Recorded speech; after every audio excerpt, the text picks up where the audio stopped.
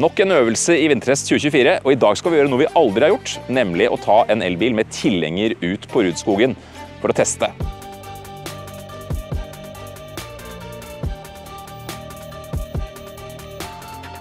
Og målet her er jo faktisk å fortelle deg, gi deg en bedre forståelse for hvordan du bør opptre på vinterføre med en tilhenger.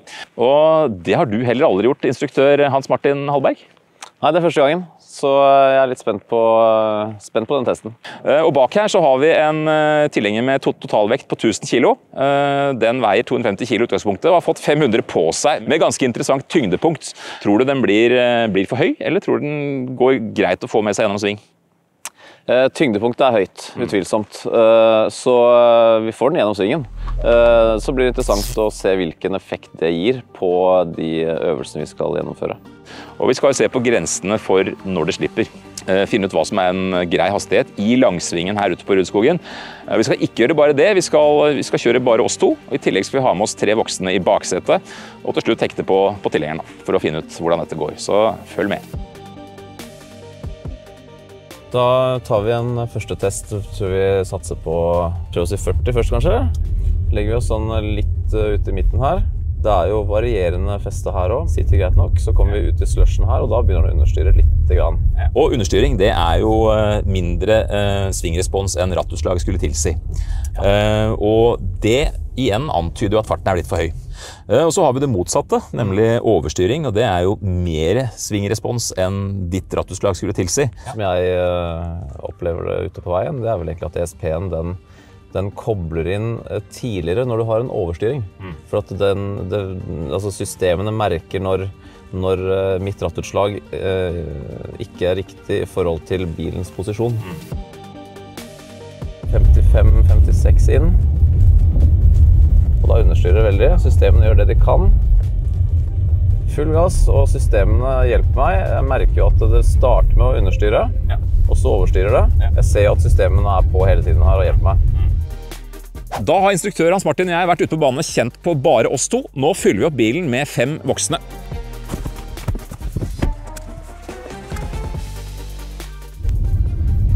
Nå er systemet allerede på. Jeg merker litt mer overstyring på vei inn på turn-in. Altså i det jeg svinger så har jeg mer overstyring. Inn er den første.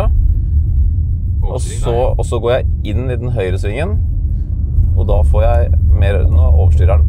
Jeg opplevde at vi hadde en mer stabil bil med vekt i. Vi kommer oss gjennom, men generelt mer overstyring vil jeg si nå, med mer vekt bak i bilen. Da er vi over i Nio EL6. Holder en stabil fart på rundt 44 her nå, og det... Her skjer det ingenting. Skjer ingenting. Nei. Jeg får ikke noe opp i displayet her om at de slår inn, så det må jeg bare føle. Det føltes ut for meg som at systemet ikke slo inn nå. 50 kilometer nå. Ja. Og her jobber den. Altså her er ESP-en mer usikker. Her jobber den litt med overstyring, litt med understyring, litt med overstyring, litt med understyring. Bytter på mye mer. Sånn sett så må jeg si at ID7 leverer en mer forutsigbar hjelp fra ESP-systemet. Jeg tror, altså på ID7 så kan jeg jo da, som jeg sa i sted, per definisjon holde full gass, og systemene, og bare på en måte se dit jeg skal, sikte dit jeg skal med rattet, og systemene tar oss dit, eller hjelper oss dit.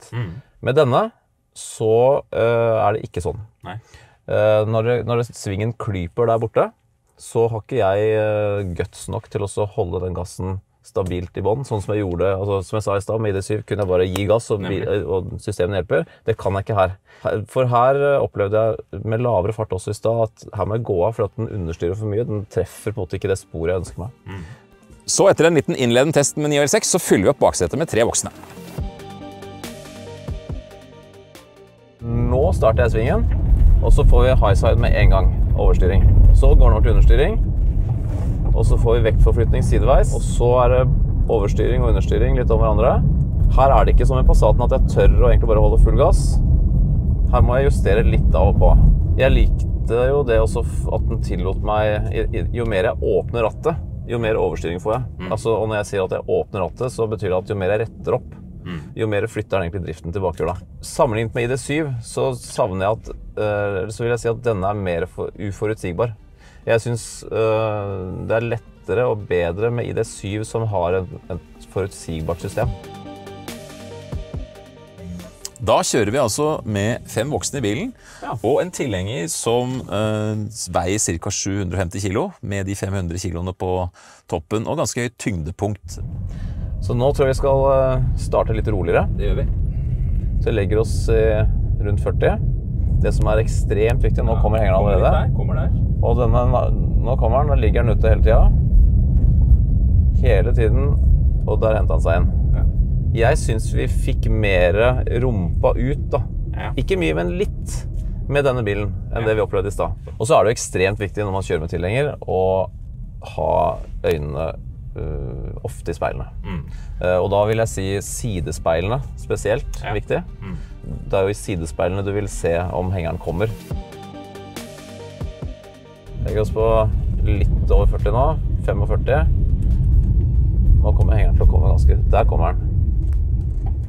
Den kommer veldig, ja. Får du kontra? Nei, men systemet... Jo, nå kom det. Vi kjenner det alle sammen, hvordan rumpa nå. Og det som er interessant nå, merket dere det, at nå den henger fortsatt ute. Nå er den inne. Det som var interessant her nå, det var at systemene gjorde det motsatte. Det er kanskje litt teit, dårlig gjort å si, men systemene gjorde det motsatte av hva de bør. Fordi det de gjorde nå var at de bremset bilen. Og det vi opplevde da... Da kom jo hengeren enda mer. Riktig, hengeren kom enda mer. Så det er jo litt motsatt, tenker jeg da, av hva man burde oppleve. Du gikk ikke på brems? Nei, det var det bilen som gjorde det. For du la antageligvis merke til det, at vi bremsa, ikke sant? Og det var systemene som gjorde det. Og hvis du hadde kjørt full brems der, så hadde hengeren kommet og... Da hadde vi tverra, og så hadde vi måttet levere tilbake en bil med skader i bakparten. Vi får ikke kjørt... Vi kan ikke kjøre noe fortere enn det vi gjør hvis vi skal ha hengeren stabilt bak oss. Nei, vi kan ikke det. Men vi kan jo prøve igjen allikevel da. Allerede nå vil nok hengeren komme, og der kommer den. Går jeg av gass her, turn inn, så vil hengeren antageligvis komme ut på venstre. Nå ser jeg da i det venstre speilet, som er yttersvingen. Så går jeg på litt mer gass her nå, og da kommer den. 47 km i timen, så kommer den hengeren. Og nå bremser bilen, og så gir den gass igjen. Jeg prøver nå å være litt offensiv med gasspedalen. Og jeg synes at igjen så er det litt mer uforutsigbart. Man må ha lave skuldre, puste med magen, ikke la seg stresse, og færrest mulig, eller minst mulig ratterslag. For store ratterslag her vil kunne gi for store innvirkning på ekvipasjen. Så hvis jeg hadde begynt å stresse nå, begynt å styre imot, kjent at det ble litt sånn, og fikk litt høye skuldre å binde meg, da hadde dette ikke nødvendigvis gått bra. Selv om systemen er på. Da har vi kommet til den siste øvelsen, nemlig Volkswagen ID7. 3 personer i baksetet og tilhenger. Hvordan funker det? Er den ryddigere enn 9 og L6? Jeg kjenner at bilen umiddelbart har en litt annen måte å operere på nå med hengeren bak enn da vi kjørte uten. Farten vår er ganske lik, midten av 40, lave 40, som første testen med Nio. Oppleves fortsatt uforutsigbart, systemene kobler ikke inn. Der kommer hengeren. Systemene er så vidt innpå. Bilen ligger helt stabilt. Hengeren rettet seg ut. Null affisering. Jeg behøvde ikke å tenke noe som helst på noe som helst egentlig, annet enn å bare følge med på at hengeren kom, og bare passe på at jeg ikke da begynte å bremse, for da hadde jo hengeren tverra. Nei, nå er vi på 50. Turn in. Nå kommer hengeren, tenker jeg. Det kjennes sånn ut. 45 der, 45. Der kommer den. Der kommer den. Der kommer den. Den jobber litt mer denne bilen her også nå. Se på den da. Der kommer den. Igjen. Der, så får vi kontra på andre siden der. Det er jo litt gøy også, da. Hadde vi ikke vært oppmerksomme der på at vi ikke må gå av gass, så hadde den hengeren tverra ordentlig der. Pendeleffekten vil forsterkes hver eneste gang vekten flytter seg fra den ene til den andre siden. Og til slutt så har vi ikke sjans til å ta oss igjen, da. Jeg synes jo at det er litt ålreit at når vi har 750 kilo bak, at vi har en litt tyngre bil da. Ja. Nå kommer den veldig kjapt, og nå jobber vi, altså nå kommer den skikkelig, men systemene her er helt ut på siden. Ja. Systemene her må jobbe mer, altså. Jeg synes at bak en Nio så henger tilhengeren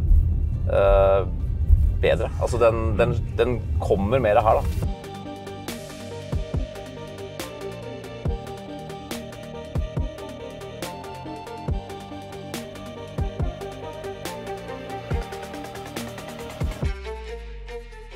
Jepp, da er vi ferdig med tilhengerøvelsen, Hans Martin. Og hva sitter du igjen med av hovedinntrykk fra de to bilene vi har kjørt med henger? Hovedinntrykket er vel egentlig at begge bilene er veldig gode å kjøre med tilhenger. Det er en stor fordel å ha firehjulstrekk. At ESP-systemet hjelper oss i stor grad, både med og uten tilhenger egentlig. Det ene ESP-systemet er litt mer raffinert enn det andre. Da snakker du om? Da snakker jeg om ID7, litt mer raffinert, litt mer sånn, det oppleves litt bedre på et vis. Men totalt sett så synes jeg at Nion klarer seg best da med tilhenger. Og det har nok både med vekt å gjøre og med at det er firehjulstrekk. Og så er det en sentral faktor vi ser her, fordi når hengeren kommer, så kan den fort komme opp og forbi, altså opp i 90 grader. Den fyller hele speilet ditt. Nemlig, og når du ser den der, da må du foreta deg noe. Det absolutt siste du skal gjøre, det er å gå av gass og eller bremse. Det må du ikke finne på, for da forsterker du egentlig bare effekten, den pendeleffekten som tilhengeren har.